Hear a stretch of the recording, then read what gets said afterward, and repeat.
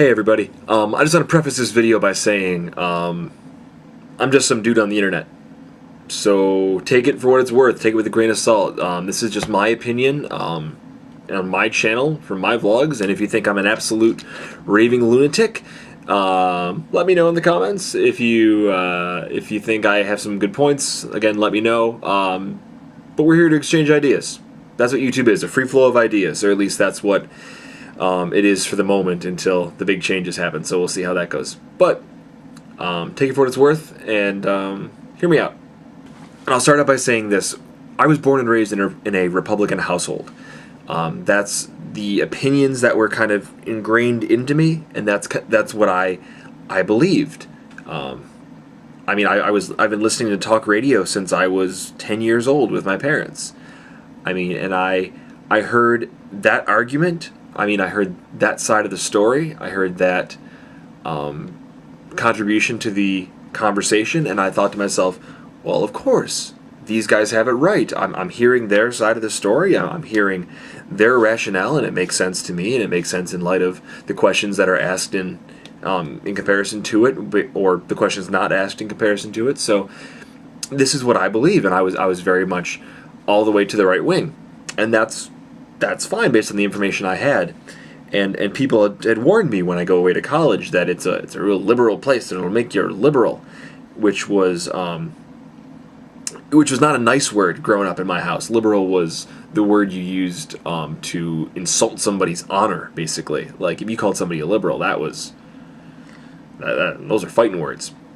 Anyways, I go away to school, and as fate would have it, yeah, I became more liberal. I started hanging out with people of very different political opinions rather than just the one that I had went to school with. Now, granted, there were a lot of right-wing Republican-thinking people. It was a Christian college, and that tends to be the criteria. But I had the blessing of being around a lot of people who were liberal or just very progressive in how they thought, or very or I actually befriended a couple friends who are libertarians, and one of my best friends is a libertarian. But I say all of that to say this. I exposed myself to different points of view, and my opinion changed. And it's not for the worse. I don't consider myself a wishy-washy person who's going to let his opinions be tossed in the wind based on whatever. But growing up, I was a Republican because I only heard that argument. I only heard that side of the story. And I went to school, and I was kind of forced into these other conversations. I had people in my face asking me, okay, I respect you, and I respect your ideals, and I respect your political choices, but in order for your opinions to be as valid as they could be, you need to answer my questions, and you need to defend yourself. And when people start asking you the right questions about defending what you believe, whether it's politically or religiously or whatever, all of a sudden you have to start taking it more seriously. And I say all of that to say this. Those are just the precursors to this. I love the internet. I think it's the greatest tool humanity has ever offered. Ever. It's amazing. I can pull up a plethora of information in seconds. It just blows my mind. It also gives me the right to control what information comes to me and where that information comes from. And that's all well and good, but I wonder if it hasn't stunted us politically. It hasn't stunted our thinking. I mean, look at any YouTube video that talks about politics, be it right or left. If somebody is adamantly taking a position on the right, you're going to have the comment section. That guy or girl talking about that is going to get flamed with comments from the left. And if somebody makes a video from the left, they're most likely going to get flamed with comments from the right. And they're usually rhetoric. They're usually talking points. They're usually not new concepts, new ideas. They're not even usually honest questions. They're just rhetoric. They're internet flaming. They're just flame comments on internet video.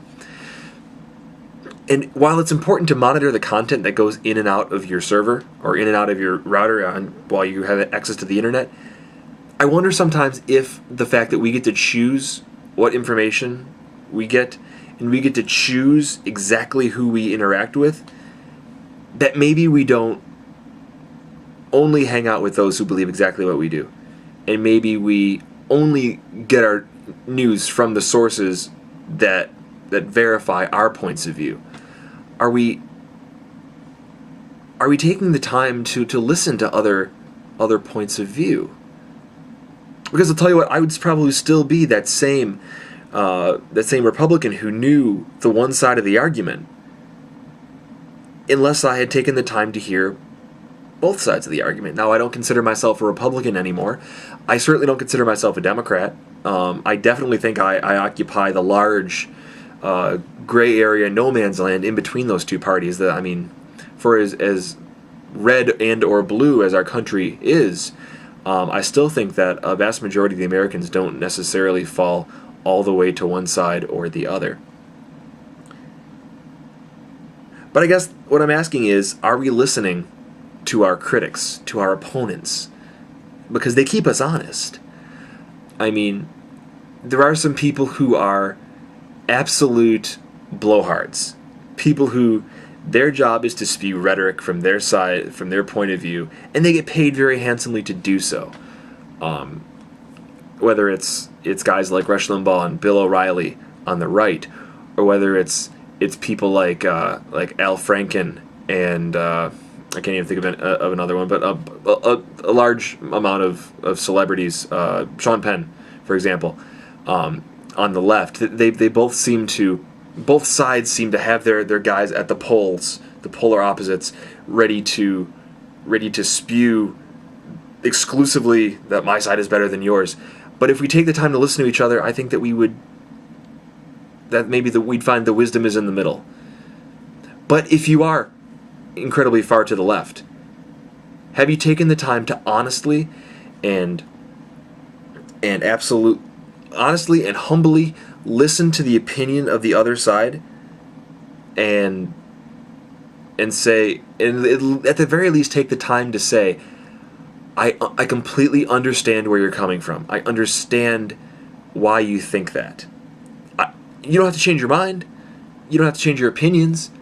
But I think that it's so easy to demonize people and parties and to slap a label on them like you are left, you are right, you are red, you are blue, you are whatever. It's so much easier to slap a label on somebody and say, you're them, I don't listen to you. I get to choose what information I get, and it's not going to be you. Wouldn't it be much better off for everybody if we just simply listen to everybody's perspective honestly, with open ears and not with wishy-washy minds? We can still hold to our ideals and to our opinions and our beliefs, but taking the time to understand our fellow brother and sister's belief and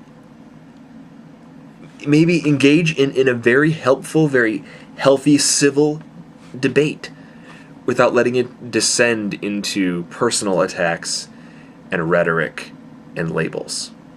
So, I've really rambled at this point. I am so sorry, but it's just been going through my head lately. When I read about, it's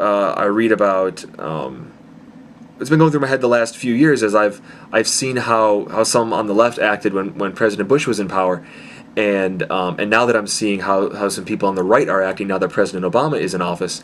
I guess I'm wondering if we're really listening to our opponents and really learning from them. So, anyways, that's all I wanted to say. You guys have a great weekend, and happy Easter. And I might vlog about Easter, I might not. We'll see how my schedule permits. So you guys have a great weekend. Talk to you later. Bye.